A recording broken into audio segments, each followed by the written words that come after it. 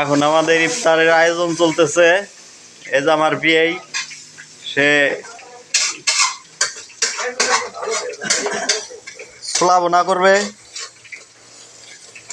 সবকিছু রেডি করে ফেলাইছে।